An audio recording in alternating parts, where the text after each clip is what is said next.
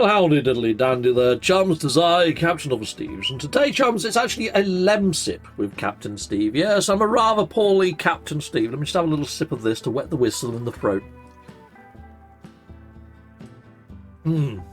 Okay, I've also put ginger in there and real lemon.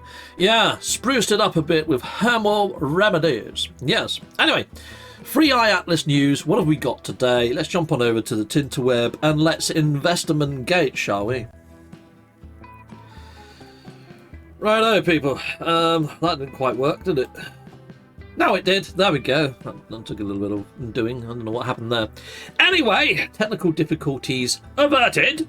Right, these are the daily news articles. I haven't read this right yet. Alien spaceship. Confirmed, really.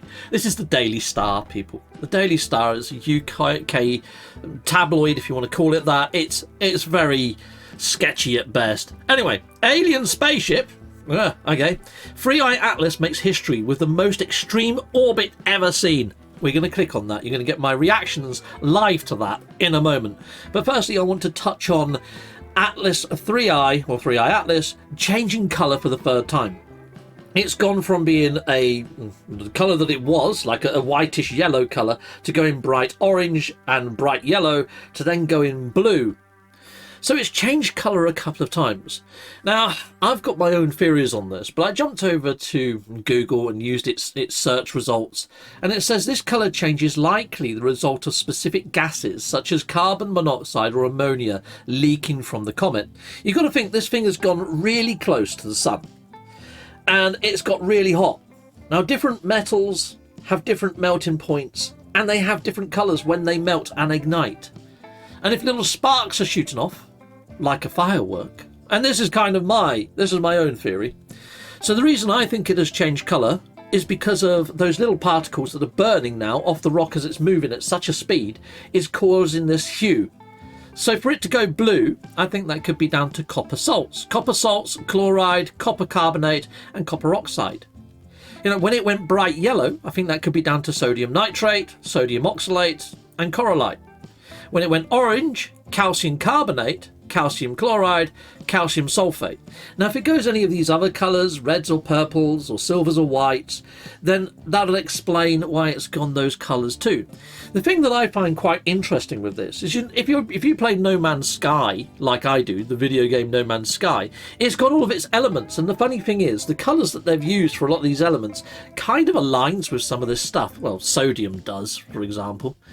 But it is quite interesting. Read into this what you will, but that's my current theory on why it's changed colour. I don't think it's because it's got different engines that are different colours.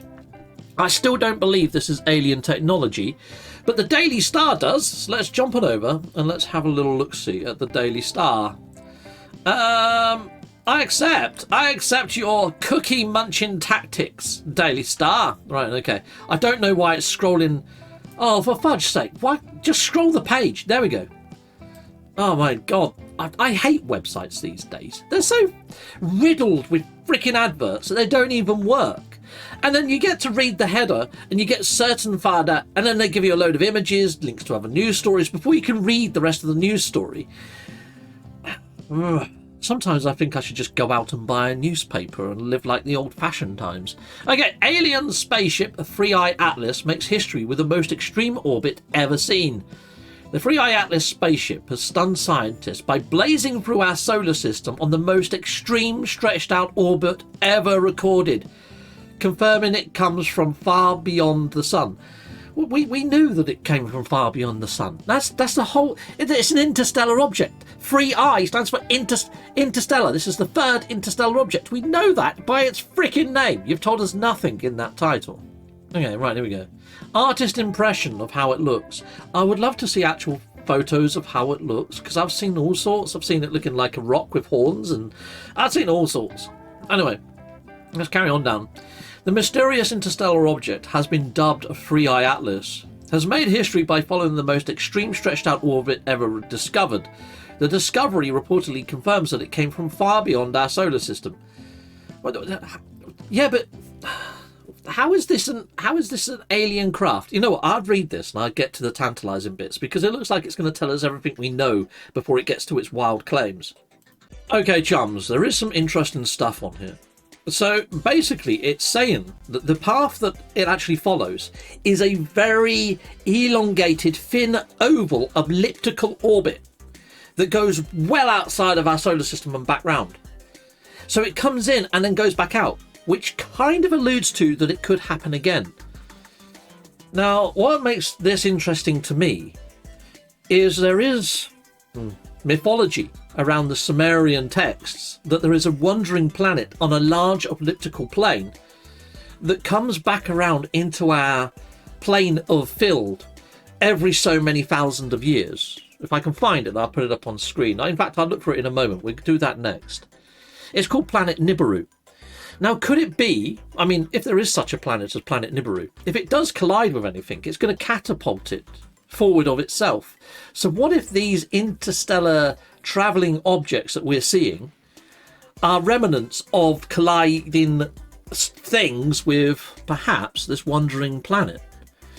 Could it be that this is the first signs of the return of the planet Nibiru, Wormwood, the wandering planet? I might have to ask AI in a moment, see what AI thinks. But anyway, other than that, there's not a lot that's going on inside of here that actually says that it is an alien craft, or not from what I'm reading. So what they do cite is they cite Avi Loeb, saying that Avi Loeb says that we shouldn't rule out the fact that this could be alien. When I say fact, it's an alternative fact to the comet idea anyway. So chances are it might have some sort of alien properties, you know? Yeah, Avi Loeb, there you are. I've read it all now, so yeah, it's a little bit unusual. They mention about it going bluer than the sun as well. Well, the sun, to my knowledge, hasn't been that blue, but there we are. Okay, let's just hit up Copilot and see what Copilot thinks. Hey there, you're back. So what's on your mind today? I've got a bit of an interesting one, Copilot. So, you know this 3i Atlas? I am wondering whether it might be some sort of shard or some sort of front-facing comet that's coming towards us from perhaps the arrival of a wandering larger body, like a planet, like Planet Nibiru or Planet X as it's called sometimes. Is that a sound theory or not? And please be critical of my thinking. I don't mind. So, the 3i Atlas object is indeed a real interstellar comet, and it's got astronomers pretty fascinated. It's the third confirmed visitor from another star system, after Oumuamua and Borisov. Scientists have confirmed it's a natural comet, mostly made of frozen compounds like carbon dioxide, and it's travelling on a trajectory that will take it out of our solar system again. Now, on the speculation front, there have been some theories out there, like the ones you mentioned about a Planet X or Nibiru scenario. However, astronomers and space agencies have thoroughly examined the data, and they find no evidence that 3i Atlas is anything other than a natural interstellar comet just passing through. In other words, it's not some front-facing shard or a herald of a wandering planet. The scientific consensus is that it's just a unique and interesting space object, and while it's cool to think big, there's no solid evidence to support those more out there theories. Righto. If it was, though, would the media, would the governments tell us, or would it incite panic and fear? You know, that's one of those classic questions folks love to ponder. The reality is that astronomers are generally quite open with their findings, and they do share data with the public. If there was something significant like an incoming planet, it wouldn't stay a secret for long. It would be all over the scientific community and eventually the media.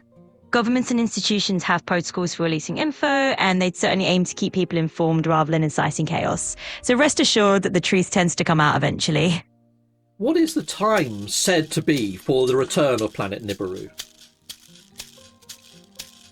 So, here's the scoop on the whole Nibiru idea.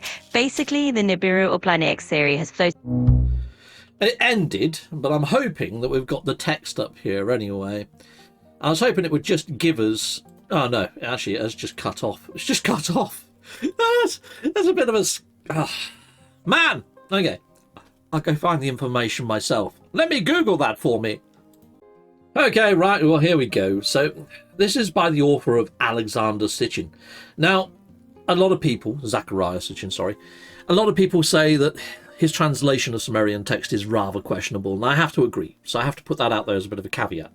But going by his analysis, he says every 3,600 years is roughly when we should expect to see the return of planet Nibiru.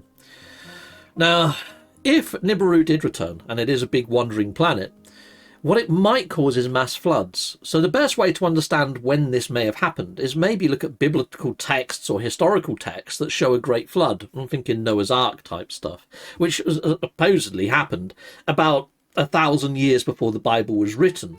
And we're in, 2026 now. So we're not far off of when it should be making its return, if this is a factual date to go by. I just asked, when did Nibiru last visit Earth? And it says Nibiru, the fictional planet, has not visited Earth. So, yeah. Something fictional is not going to visit, is it? That's like saying, when did Snow White last call in for a cup of tea at my gaff? Yeah, it's not going to happen. Oh, chums, I was a little bit wrong about when the Great Flood may have taken place. The date is calculated by adding 1,656 years from the estimated creation before Christ. So we're looking at around 2,348 BC. Now, I'm not very good at math, so I don't really know what that means in relation to that. So it's a little bit of a tricky one. Let me see if I can put from our calendar date. There we go, 2,348 BC. So technically, if Zecharia Sitchin is correct, we would have already seen the wandering planet appear in our system. It would have already happened, perhaps even like 1,000 years ago. So, no, that kind of scuppers the whole idea of Nibiru causing the Great Flood, unless someone's got their math wrong, which could be right, It's like there we are. Leading conclusion that the flood began 1,656 years after creation. So when was creation of the earth according to the freaking Bible? I'm learning too much and I'm going down too many rabbit holes today, people. 4004 BC is when the earth was actually created. Fair enough. Okay. All right. Well, I'm not overly religious, so don't read into this too much, people. If I had to say if I had any religion, I'd say I was Gnostic. But that only comes with... I also like Buddhism, and I like Hinduism. So I'm a bit of an eclectic when it comes to religions. Well, that's everything that I've got for you today. I mean, Free Eye Atlas news. Yes, it has seeped out gas, and that gas has caused it to propel in another direction slightly. It has altered course, but I thought it would alter course. It's also picked up speed. I thought it would pick up speed because it's been slingshotted around the sun, and the whole changing of colours, because it's made of so many different metals, properties, and chemicals. Chemicals, when they're burnt, I mean... When I was at school, I used to drop iron filings into the Bunsen burner so it went green and stuff like that. I've also made homemade fireworks with copper filings and different chemicals. Fireworks displays is what I'm thinking, people. So I don't think this is down to technology. I don't think the thing has lights. I don't think it has different engines for different things. I honestly do think that this is a comet. But part of me is wondering whether we've seen 3 of these things in a very small window of time. Could it be that there's more on the way? And these things, they haven't been getting smaller, they've been getting larger. So that's why I asked the question about Nibiru. Is something bigger coming? Are these things heralding the return of something larger? Could we see larger comets coming our way? Is this a risk? They're the questions I've got now. It's not so much, are aliens about to visit us? However, if Nibiru is the returning wandering planet, that is said to be inhabited by the Anunnaki, according to Zecharia Sitchin, and those peoples, those gods, if you like, created humankind on our planet through many experimentation. So yeah, I would say go and do a little bit of your own research on Zecharia Sitchin, Ancient Aliens. In fact, if I can find a decent video, I'll put a link up there that you can go and watch and have a look-see. But at the same time, also look for videos that are debunking Zecharia Sitchin as well, because they're out there too. And make your own formulated opinion on what you think is right and wrong and so forth and so on. Anyway, people, I'm going to end off now. I'm going to drink the rest of my ginger concocted lemsip, and hopefully that puts me in better shape and better order. But until next time, people, salutamondo, goodbye, goodbye, and goodbye again.